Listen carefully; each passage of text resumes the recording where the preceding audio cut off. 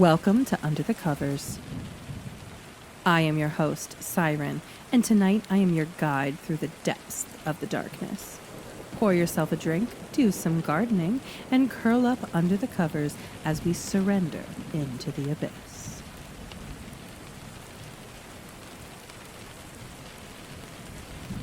The Curse of Grief. Do you believe in curses? I don't consider myself a superstitious person. I didn't believe in the paranormal and generally considered the ramblings of a superstition to be more like modern mythology.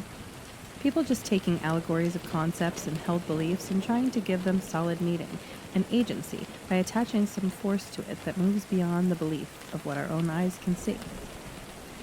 Recent events, though, have forced me to reconsider my beliefs on the paranormal. What I have come to learn, and to fear, is that not believing in superstition might not change how it can affect you. Despite not believing this sort of thing myself, I have to start. See, I think I might be cursed. Silly thing for a skeptic to say, I know, but I will tell you the story of the last few days, and maybe you can tell me if it sounds like I am or not. Maybe I'm just being paranoid. The tragedy of recent events, having drowned my skeptical mind in a wave of the paranormal beliefs of others. Though I fear the nagging feeling that it could be real. If this is all real, then I think I'm in trouble. 2 weeks ago, my girlfriend Heather and I were on the way to a somber event. It was the funeral service of her best friend, Gwen, and she was trying her best to compose herself, but having a hard time.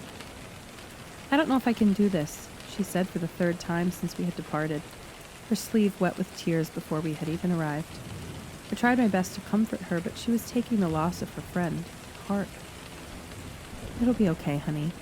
I know it's hard, all of this has been, but I know she would have wanted you to be there to remember her, along with her other friends and family. I told her that, not really knowing if it was true, since I did not know much about her friend Gwen before she passed so suddenly. I put a reassuring hand on her shoulder, without diverting too much attention from driving through the light traffic in a small town the service was held in. I know, I just can't believe she's gone, she said while wiping her tears a final time as we arrived at the funeral home. It was a gloomy day outside. Clouds shrouded any possible rays of sunshine. The sky threatened rain, yet not quite ready to unleash the downpour. Very fitting for a funeral, I thought to myself, and I opened Gwen's door and helped her out of the car. We stepped out and saw a large group of people in dark-colored clothing gathered near the entrance. Moving towards the group, Heather noticed Gwen's parents and suppressed another sob. I tried to reassure her again and moved to greet them and express our condolences. It was tough seeing the pain-written resolve on their faces as many cried around them, but they did their best to stay composed and thank each person for coming. The service had not started yet, but apparently the viewing had. We were told to head inside and pay our respects and view the body if we wished, or to just write a memorial note. Heather decided she was feeling strong enough to go to the viewing, and I held her hand as we entered. There were others there, softly crying or solemnly looking on in quiet respect. 2 individuals caught my eye, though. I supposed Gwen's family was religious, but these 2 looked a bit extreme. They were wearing some sort of religious regalia and holding crucifixes. They seemed to hold them up and mutter some sort of prayer. Not too odd if they were priests or something, but it got strange when I heard something whispered quietly about how the Lord banishes all evil, and through his light we ask for an end to this bloody reaping. We pray for forgiveness. The ropes figured, finished the chant, and made the sign of the cross one last time, and they left the body and the viewing room. Looking back at us, they left in an oddly paranoid way, like they did not trust something about us being in the room. I brushed it off, and Heather did not seem to notice or care about the strange priests or whatever they were, or the weird sermon about evil they seemed to have, and they seemed to have had her friend's body. We approached the coffin slowly, and Heather began crying again. I looked down into the finely carved casket and saw her. The embalming process always alters the look of people, no matter how skilled they are. It's just not quite them anymore. I feel terrible for Heather and how she lost her friend, and I felt even worse for Gwen, of course. To have a heart attack at 34 was a genuine tragedy. She had no underlying health issues of note and lived a fairly active and healthy lifestyle, so it was even more puzzling to everyone who had known her. I had been holding Heather's hand, but as we stepped closer, she broke away and reached down and touched the hand of her friend to say her last goodbyes. I looked on and felt moved by the touching scene and felt a shade of the deep sadness that she had felt for her lost friend. In my sympathetic reverie, I received a sudden flash of deep and profound sadness, which I thought made sense. What I was not prepared for was what felt like strange buzzing tension in the air, and a feeling of unbridled anger, like when a furious person is staring someone else down. I looked over my shoulders and across the room, but no one else was in there with us at that moment. Then I felt a strange pain in the back of my ears, almost like they were suddenly ready to pop. It felt very strange, but I had no idea what was happening. I was just standing there, unmoving, looking at Heather, holding her friend's hand and saying her goodbyes. Then I noticed her hand and I saw something disturbing.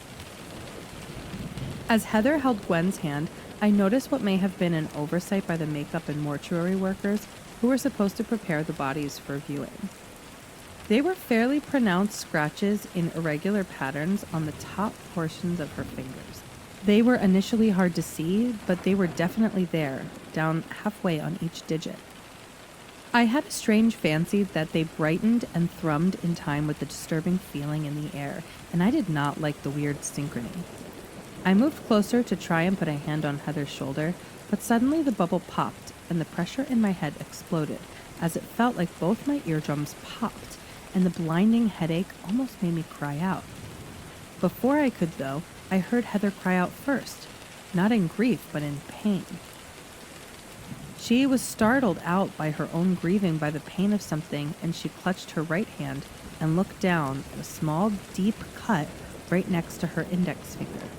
It was bleeding a good bit for how small it seemed, and I quickly grabbed some tissues nearby and helped her cover it. What happened? Was there something sharp left in her casket? I asked her while still holding her hand and trying to steady her. I don't know. There was nothing there. I was just holding her hand. Her poor hand. Whoever did her makeup and preparation should be ashamed. She hated that color, and whatever it was in there cut her hand as well. Heather responded, looking on the verge of crying and trying to distract her grief with temporary anger over the thought of her best friend's preparation not being perfect. We both saw another group waiting to enter and realized our time was up, so we exited the viewing room. I was able to get a Band-Aid from the car's first aid kit for Heather's cut. By that time, it had stopped bleeding, even though it looked disturbingly deep. I bandaged it anyway and disinfected it just to be safe, and Heather let out another whimper of pain. I apologized profusely, and we composed ourselves and went to the main hall for the ceremony. The main service was set to start in about 20 minutes, but we never sat for the service. We had to leave about 10 minutes later. We were settled in, and I thought we would be okay, but I heard Heather quietly mumble, "Not now, not now." I asked her if she was all right, and she groaned in pain again and held a hand to her forehead. "No, not right now. I can't do it. I need to go. We need to go." She stood up, grabbed my arm, and we left. Not too many people noticed us leaving since we were close to the back, but I shot an apologetic look at those who did. Rushing through the hall, I noticed the robed figures again, and they seemed to regard Heather and I with a new apprehension, and they cleared out of our way and crossed themselves as we moved quickly down the hall and past them. We moved quickly since Heather was pulling me along, but as we departed, I thought I heard one of them saying something in Latin or something. It sounded like maledictionem. We rounded the corner, and I realized where we had been rushing. She had made it to the restroom and promptly went in, and I heard vomiting, followed by sobbing, and then the sink running, and the door opening again. It's a migraine, right now of all times. It is so bad I can barely see straight, and I puked at Gwen's funeral. I can't believe this. We can't stay. We have to go. I can't do this. I said my goodbye to her. We have to go. I'm so sorry, Gwen. Heather said as we continued to cry and clutch her head. I held her arm and we quickly moved back out to the car and headed home. On the way home, the sky finally decided to open up and torrential rain began. Despite the pounding of the rain on the car, I could not hear much over Heather's anguished moaning. I did not know what was worse for her at the moment, the migraine or the sadness over her friend. Yet despite the professed agony of the migraine, she seemed to be holding her hand like it was still wounded, and in particular the finger that had been cut in Gwen's casket. I thought it was so strange, but she seemed to writhe in pain, like the small cut hurt worse than her migraine. I was so distracted by the scene, I almost rear-ended a car in front of me and had to slam on my brakes. I apologized to Heather and asked her if she was okay, but she just held her hand on her face and did not seem to notice the jarring stop we had come to. Something was off. She was normally terrified of traffic and driving in the rain, but barely noticed when we almost got into a crash. We arrived home and Heather went straight to bed and fell into a fitful sleep. Outside, the rain had become a full thunderstorm and was raging, strong winds picking up as well. I was afraid the power might go out, so I started looking for some candles or flashlights. The twilight hour mixed with the pressing storm gave the outside look a disturbing, hellish red quality that seemed an eerie nightcap to the day's disturbing and sad events. Heather had stayed asleep, and I was about to join her when I heard screaming from upstairs, and I rushed up to check on her. Heather was bolt upright, panting and heaving and clutching her head. She started whimpering and saying, "I'm sorry, Gwen, I'm sorry. I didn't know. Not us. Please, not us." Over and over. I sat down and reached across the bed to try and comfort her, but when I touched her shoulder, she whirled around and struck my hand. And for a moment, she had a distorted and deranged appearance on her face. The next second, she recovered and looked confused and horrified that she had just struck me, and proceeded to apologize repeatedly and then go back to Gwen again. I had no idea what was going on, but I was getting worried about her mental health. As she finally settled back down, she rolled over and fell back asleep, and I tried to settle in and ignore the nagging feeling that something was very wrong. I know everyone grieves differently, but the way she had been acting was worrying. I hoped that tomorrow would be better. I was about to drift off when I heard a disturbing sound that made my stomach turn. It sounded something like fingernails cutting into skin. It was faint at first, but eventually I realized it was coming from Heather, and I sat up, hopped out of bed, and slowly moved around her side to get a look from her prone form rolled over facing the opposite way. To my horror, she still seemed asleep, but was unconsciously scratching deep cuts into her right middle finger with the nails on her left. The old cut had been opened as well as her hand was bleeding profusely again. "Oh my God, Heather, wake up!" I shouted and I shook her, and she woke up with a scream. Before she knew what was happening, I had a towel in hand and was covering her bleeding fingers. "What happened? I thought I was asleep," she mumbled out in a dazed and dreamy-sounding voice, seeming oblivious to any pain caused by the self-mutilation. I had no idea how she had not known she was doing that, or how she couldn't feel it. She was showing a disturbing degree of dissociation since she had come back from the funeral, and I was worried she might be having a mental breakdown. I bought some first aid supplies and went to clean her wounds. When I went to disinfect and bandage her fingers, I saw an odd and seemingly deliberate pattern that had been carved onto her fingertips. I don't know how, but it looked disturbingly familiar. I took a picture of the morbid design and tried showing it to her. When I showed her the work she had done to her own finger, she merely said, "Oh, that's what that was." Then, as if uninterested by the conversation, she fell asleep again. Nothing about this was right. I needed to see what was happening with Heather. The next day was worse, and Heather woke up with a very high fever. I tried to give her medicine for it, and she seemed weirdly mistrustful and would slap the Tylenol out of my hands and stare at me as if I just tried to kill her. "I know what you're trying to do. I know," she muttered, though not looking at me when she spoke. Despite the accusation and look, she seemed to be talking to herself or someone else, but not me. I decided to call her parents and see if they could talk to her and help. It was strange, though, since the line seemed to be dead when I called on both of our phones. I tried her sister's as well, and no answer. It was getting weirder and weirder. The storm had hardly abated outside, and I was concerned about leaving Heather in this state and venturing out into the tempest to get her help.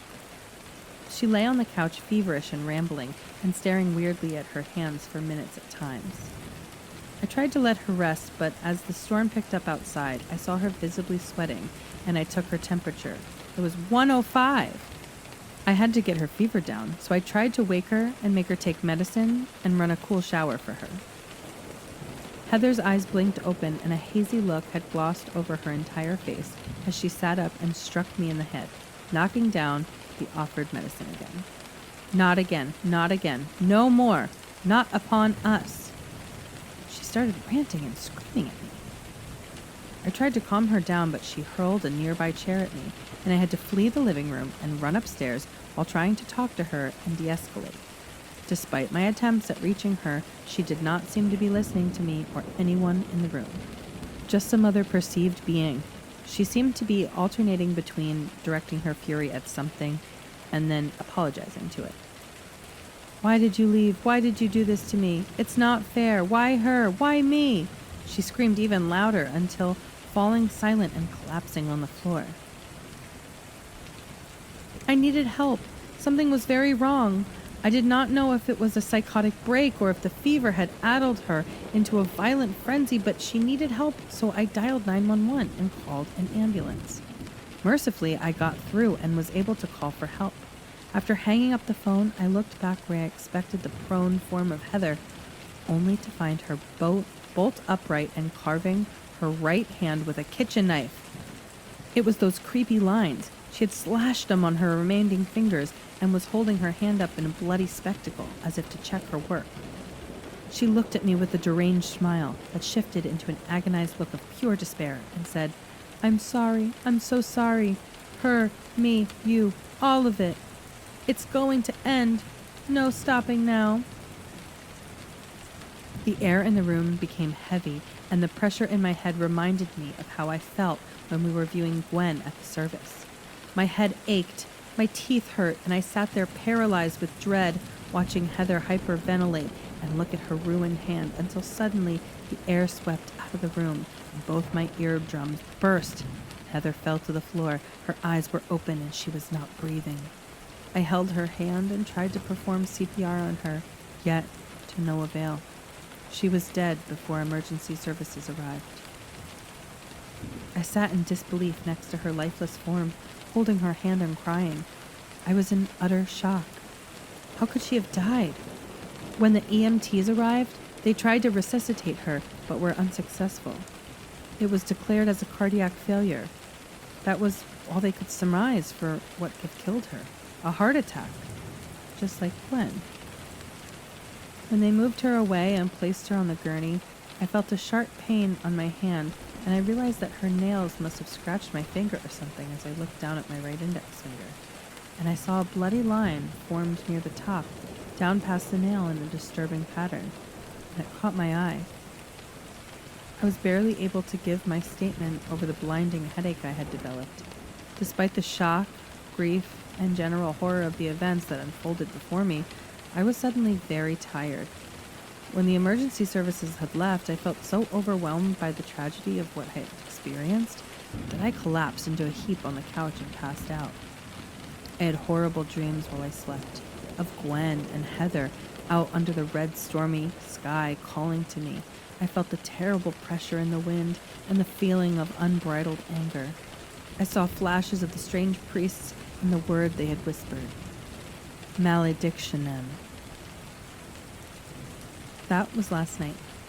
When I awoke from the horrible dreams, I came to a disturbing realization. This cut, it is like the cut that Heather had. She held Gwen's hand, and in a few days, she was dead as well. I don't know what the hell is happening, but I am even more disturbed by the word that those priests spoke.